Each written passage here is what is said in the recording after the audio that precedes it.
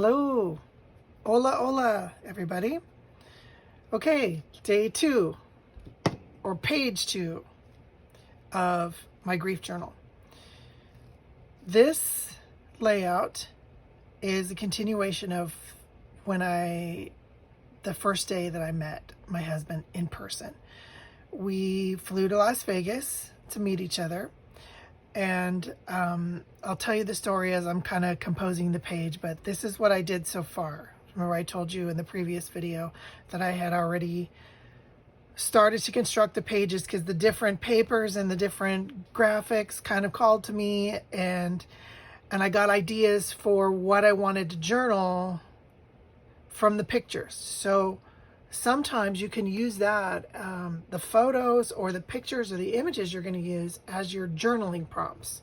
So this one reminded me of the very first time he hugged me and kissed me.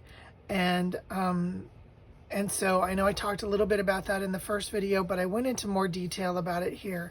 So I made this little book, and I'm going to show you how I made the book. I'm going to make a little tip-in spot for here. So we'll set this aside for a minute, and I'm going to show you what I did. So I took a piece of product packaging. This is, I don't know, something from some cookies or something. And it already has this cool little fold on it. So I'm just going to cover it with paper, and then I'm going to tuck it inside here like this. It's going to fold down. And it's going to flip up and have some, I don't know what here, some kind of secret. So I have this paper here. Some of this paper. It's actually old scrapbook paper from those, you know, those really old funky scrapbooks that they used to have back in the day. So I'm going to glue it up today. I brought my old book. This is a much better way to do gluing because then you just turn the page, and when the page gets too sticky and you have new dry paper. But this way you're assured that you're getting a lot of glue on your page.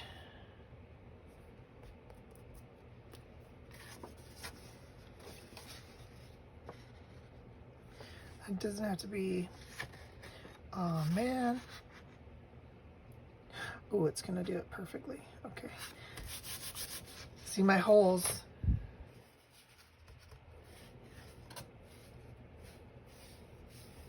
These holes are here, and they cover, shoot, it's not gonna work.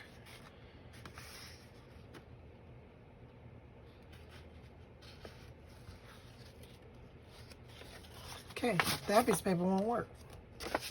I need a whole one. Oh, here, I have a scrap.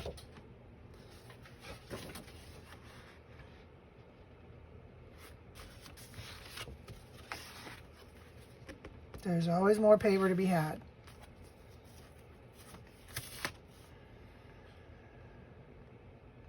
I like this paper. It's like old construction paper, but it's really brittle, so you have to use some kind of a substrate under it to, I always have my baby wipes handy to get the glue off my fingers, and also too, because I tend to be a little overzealous with the glue. So it helps me.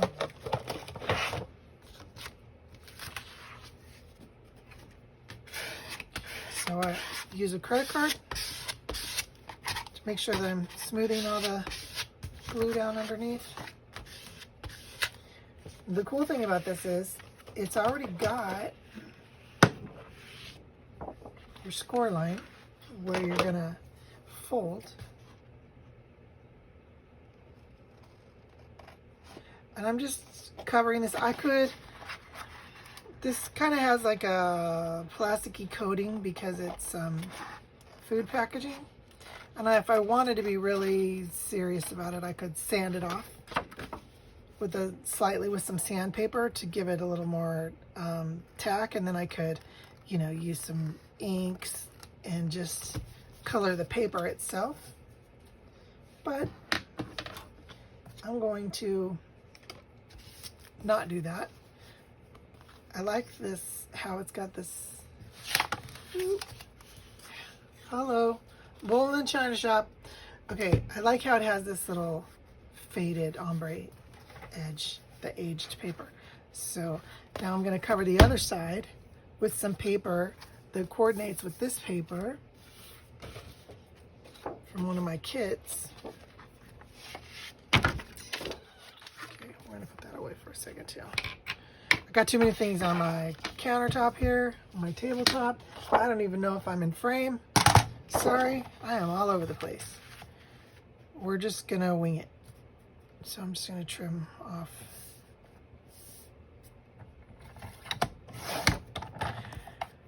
I'm not a really precise person with this kind of stuff. I don't measure.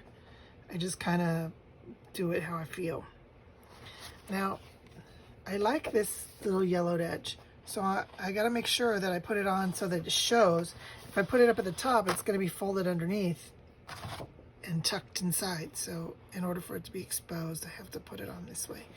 So this gets tricky sometimes. Okay.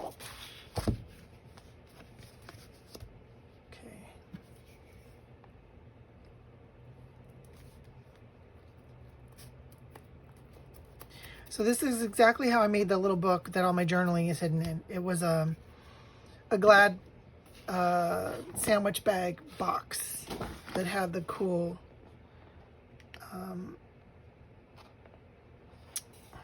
flap on it. When I fished it out of the trash, because I am trying to educate the people who live in my home about being more conscious, earth conscious, and recycling and composting and all that. They're getting it. They don't understand, just like I didn't understand. It took my husband 5 years to nag me before I finally figured it out. So, you know, you can't be mad at them because he was very patient with me. Sometimes not so patient, but most of the time he was pretty patient with me. So I fished it out of the trash and said, hey, I'm going to make something with that. So when I looked at it, immediately I thought of, you know, a cool little door. And then I found that image with the guy in the uniform. And then I found this beautiful scrapbook paper with the pink roses on it and the green background. And it just looked very 1940s to me. So kind of went with the theme of the page.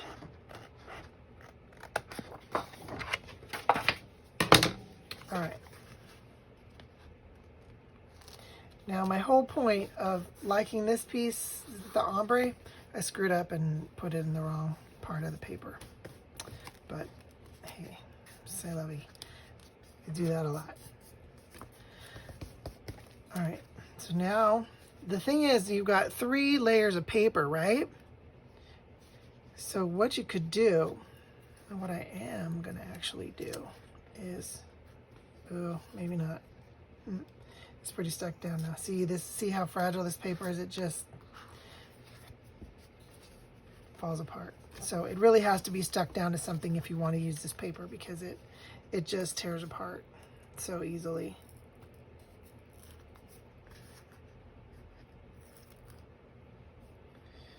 And the glue that I have is really good glue that glues very quickly. So, and it stays tacky, but it bonds really quick, which is one of the things I love about it. But in this particular instance, I could try to peel this piece. Aha, there we go. I can peel this piece up. It hasn't dried yet. This is just to have a little less bulk under the flap when it folded under.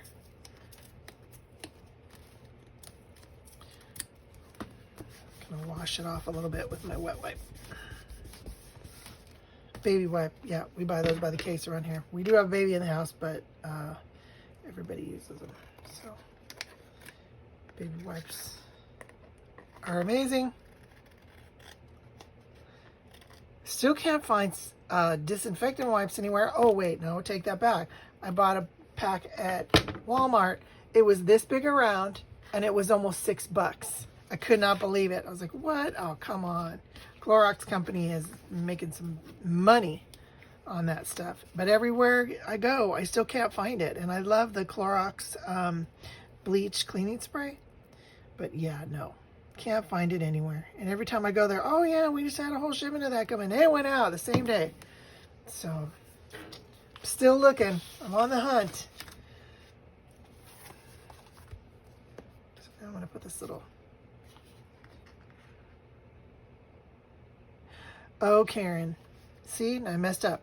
Now, if I glued it in this way, the way I was trying to do it, it would have glued my pocket shut. And then I wouldn't have been able to stick anything in my pocket. So, wash off the glue on this side.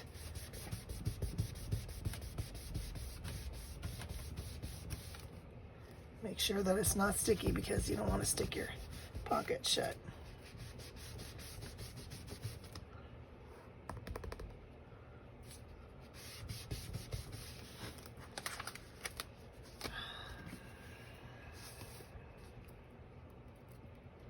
See, sometimes I get ahead of myself. I start talking, and I don't pay attention to what I'm actually doing.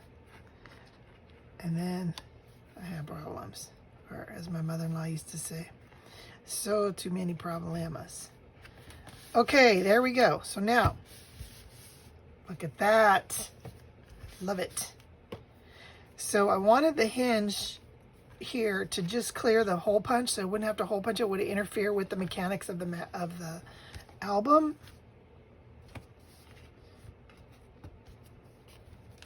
You can see where I kind of tore away.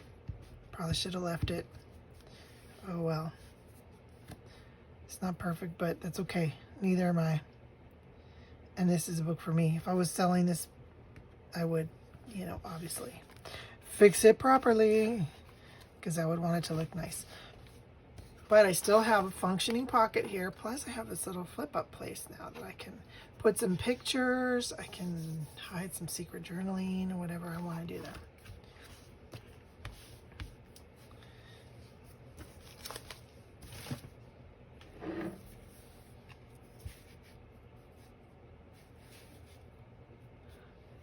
And then on this page, so this is exactly how I did this.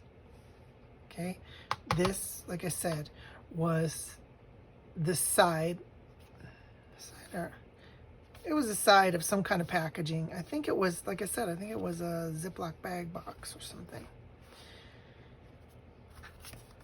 So my husband and I met in Las Vegas in person. We had known each other for 6 months online, but then I remember when you're journaling, don't just journal, we did this, we did that.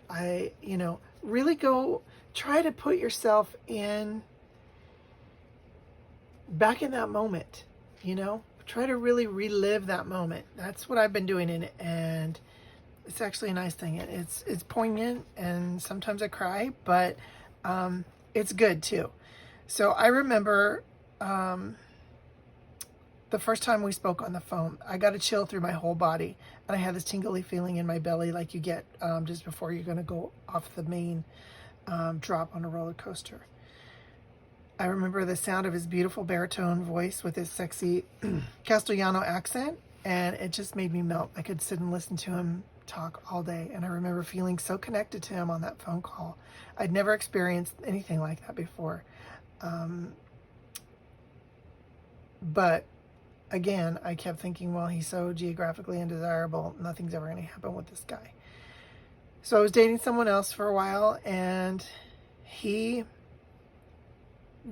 called me and told me that he was moving to the United States.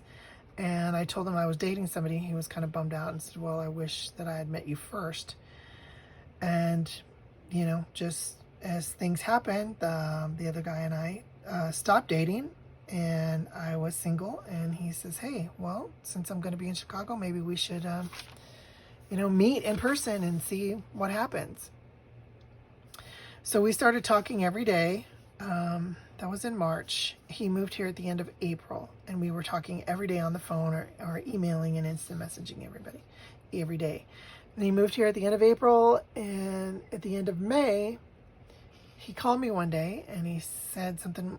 I could tell something was wrong in his voice. And I said, what is it? And he said, I don't know. And I said, is it me? And he said, yeah. And I said, well, what did I do? And he said, I'm just not feeling it anymore. And I just don't think that we should meet each other. And I don't want to pursue anything. And I got really upset and I started to cry. And I said, I just wanted a chance. I just wanted a chance to meet you and see if anything would happen. I figured at least, meet and see. And he said, nope. And there was nothing left for me to say but have a nice life. And I hung up the phone. So fast forward 3 weeks and I'm online talking to somebody and an instant message pops up from him. Hey, how are you doing? And I was shocked, but I was really happy to hear from him. So I told him that I was getting ready for a funeral, but that, I could talk for a little bit and then I had to go.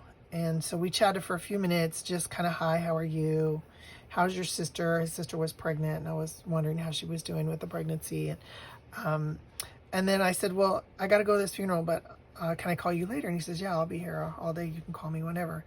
So I called him on the way home from the funeral. We talked for the 1 hour car ride that it took, and then some. And while we were talking, I asked him what happened. Why did you just bail out? And he said, well, I got scared, and it was really hard for him to admit. He said, I have had several experiences dating online where I've met somebody and we really dug each other and got along really well online and in emails and on phone calls. He says, but as soon as I met them in person, they were not interested at all. And that's happened to me every single time, not just once or twice or a few times, but every single time, multiple times.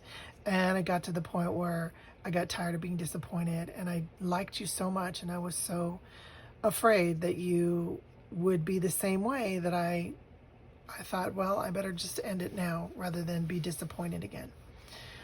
And I teared up and I told him, I said, look, I already know that I love you as a person, and I know you and I know your heart. I said, let's just meet in person, something very non-stress.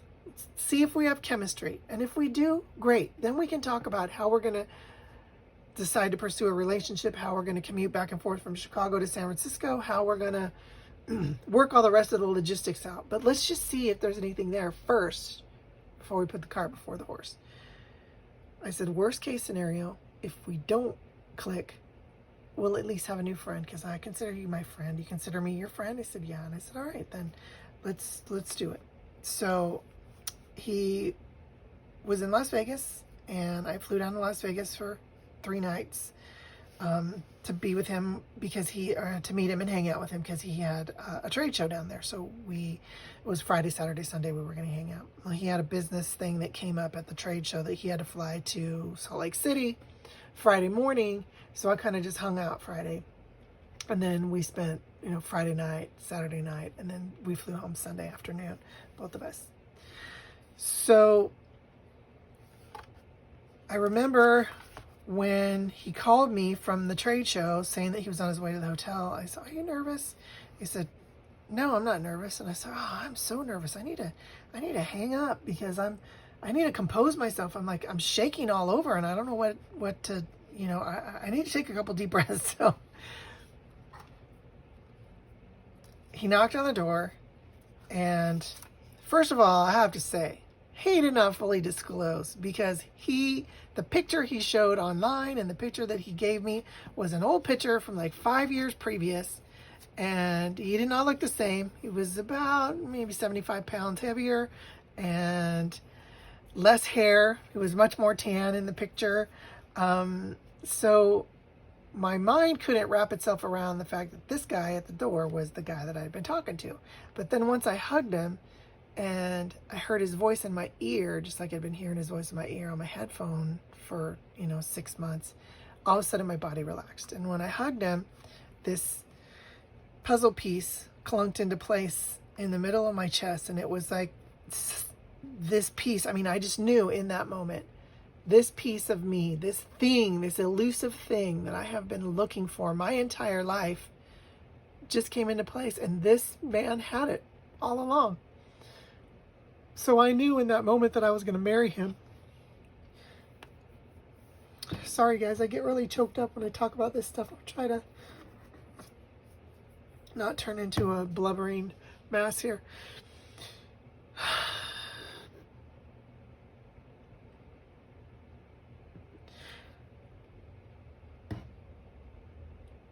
It was like my soul knew his soul. And I just knew deep, on a deep level, that this person was my person. And I had already kind of felt that, you know, with the how quick things happened, how everything just flowed and was so perfect in our first conversation for 6 hours. And it felt like I was just catching up with a best friend that I hadn't talked to in a long time. So I knew that there was something really, really special about this man. And then I noticed, well, he was holding a dozen roses for me. He had his briefcase over his shoulder and his suitcase, and he was standing there at the door. So I took the flowers and I set them on the table and had him come in, you know, then we hugged. And then I noticed he was trembling. I mean, trembling like I've never seen anybody tremble ever. And so I said, hey, come sit down. So he put all his stuff down. We sat on the bed and I was holding his hands, and I put my head against his forehead and I said, okay, breathe with me. I said, I'm nervous too. So we took like 4 or 5 really deep breaths. I said, do you feel calmer now? He said, yeah. So then we kissed, and it was like fireworks. I mean, immediately. And I pulled away. I was kind of surprised. I said, whoa, did you feel that? And he goes, fireworks? And he was smiling. I was like, exactly. Oh my God. Okay. Well, now we know there's chemistry. Let's go eat. I want a drink. I need some wine, and I'm starving. So we went and had dinner, and we ordered a bottle of Spanish wine and a bottle of California wine. We drank both. I think I drank most of it. He never was much of a drinker, but he did have a couple glasses. I don't remember what we ate. I just remember it was an Italian restaurant, Il Fornaio. I remember walking around the casino with him, holding his hand and looking up at him and him looking down at me, and he just kept giggling and looking at me, and then he'd giggle. And then we walk a little bit more and he'd look at me and he'd giggle. I said, why are you giggling? He goes, I'm just happy. I'm happy. And I said, I'm happy too. So we ended up having a great weekend. And so I kind of just chronicled all of those feelings, all of those memories that tell me, you know, who he was and how we met, and the beauty and the magic of what our life was and how it started out. So that's what this page is supposed to be. Me and him, the two pajaritos, and he's the hero in my story. And then I have some pictures, not many, but thankfully I was a scrapbooker, so I took photos. Here's him at the oxygen bar and the massage place. And this is the two of us on our date with our bottle of wine at the Italian restaurant. And then here I have, we went the next day for appetizers to Treasure Island. And then that night when he was asleep, he's so cute how he always slept like this, with his either face down with his hand on his forehead or like this.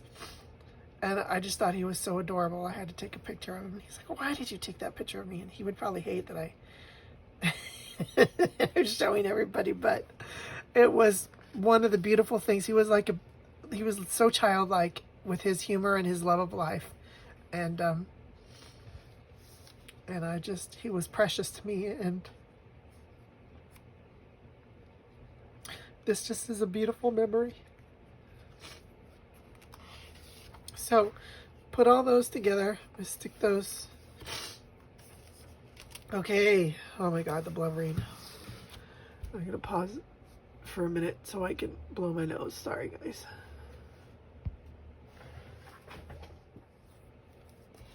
Okay guys, I had to go have a good cry, and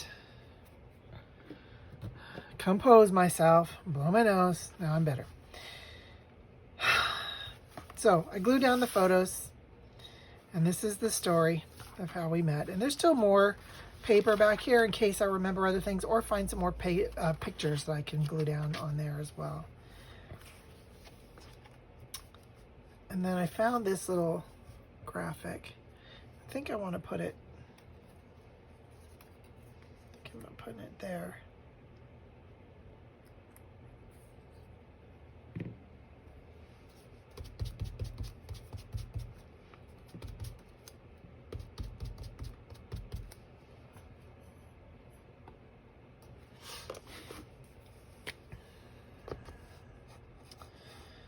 So when I'm working on this journal, it's very cathartic because I do a lot of reminiscing, but I do a lot of remembering, a lot of crying, a lot of grieving, which is actually a good thing and healthy. So I encourage you to go back through your memories and find beautiful memories and photos of things that you can put together and share the beautiful things about the person that it was that you loved. So I'm gonna put this little bit here. I like it. I think it's cute. I'm gonna ink it up and stick it at the bottom of the page. So I think it'll look cute.